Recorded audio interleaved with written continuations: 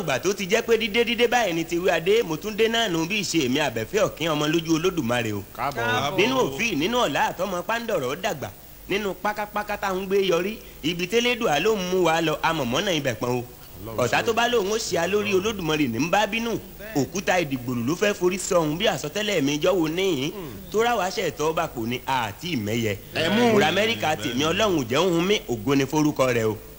iyì ń bẹ lọ́hùn ẹgbà ń bẹ ọlọ́run jáwọ́ gbẹgba iyì lágbà. wọ́n lẹ mẹ́rọ ní ìmẹ́lú ẹ. àjẹyó àjẹranko ń bẹ lọ́hùn ebi sì ń bẹ ọ̀pàpà ńlá oúnjẹ làwa jẹ ọlọ́run òjì àjẹbí.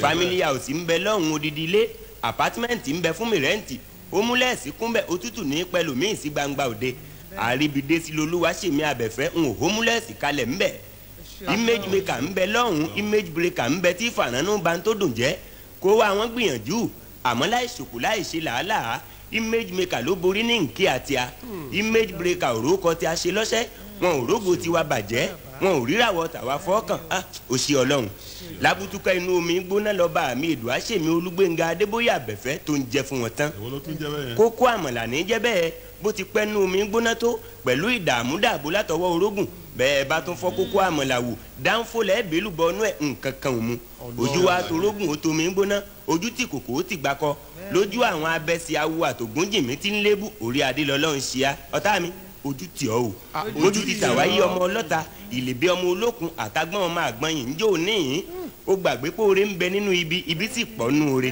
ó gbàgbé pé ń ó dínà mọ́ lágbájá níbi ọwọ́ rẹ bá gùn mọ́ nípa gbépin ó fi kánú pètè ẹ̀rín àwọ́ọ̀dù mọ́ká tún fi gbà ń tèmi. International Outstanding African Comedian and Classical Musician.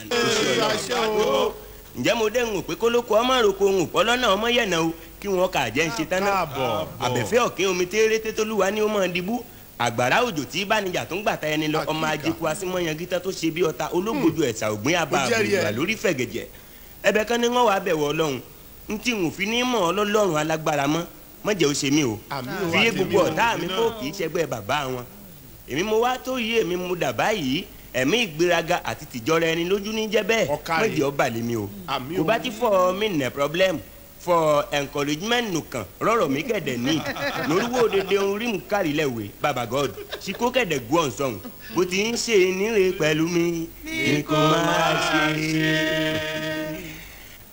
ṣe mi ìkúkú ní plan tẹ́lẹ̀ ọlọ́run ní pílàhùn fún mi.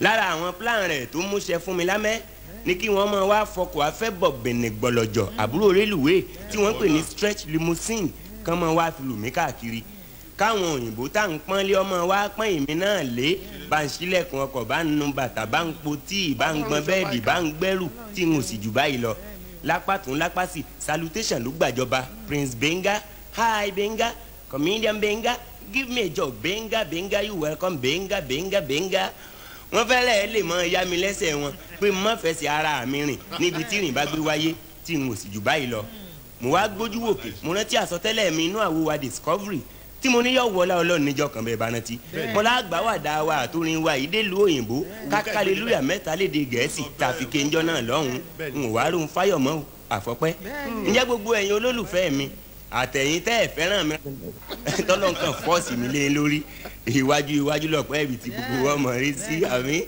ǹjẹ́ ni ó bá lè India yóò dira o ẹni ó lè China ò lè ṣàìnájà bẹ̀ ẹni ó lọ Bàdágìrì yóò rọ́jà dàgìrì rà wálé ẹni ó lè Róòmù ò lè ṣàìróòmù o Amẹ́ríkà lèmi náà lọ bọ̀ yí ẹjẹ́ mi náà ọ̀ka lọ́jọ́ kan ni mo jáde tí mo ń nasẹ̀ kiri mo bá pàdé máa nà kátà kan kò síjọ́ tí n ó pàdé rẹ̀ tí ì kí mi hi ìjọ́ mi tó bá rí mi yo man what's up ọjọ́ tí mo wá wọ òfì ló kí mi lọ́nà àrà ń òrírí ṣé aṣọ ilẹ̀ wa sì máa ń jọ àwọn òyìnbó lójú òfì tí mo wọ̀ ń ló dàbí ewé ìsìnkírín mi dìn fákátàhùn ó ṣe gán ní mi nù òfì báyìí ó mèrè pàdé mi ni hey man you bad man I love your attire oh guy how you doing mo ní not bad and you ó ní oh I fly boy what's really your name where you from mo ní my name is Benga I'm from Africa ó ní oh yeah I'm from Africa too my name is Lincoln mo ní Lincoln.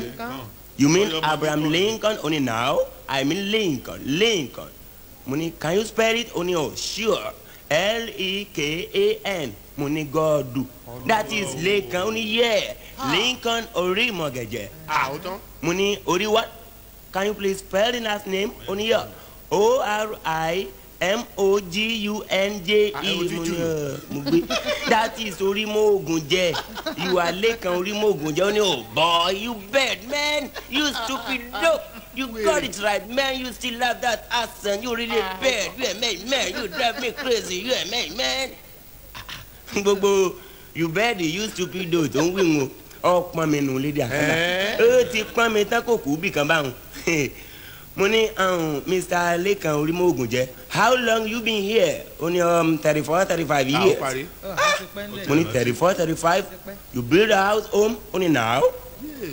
Your parents still alive? I don't know. You plan to go back home? Ó ní I can't say Benga. I can't say. Mo ní you can't say. Well, Mr. Lekan, from which of the states are you from? Only excuse me, what do you mean state? Money your state is state of origin.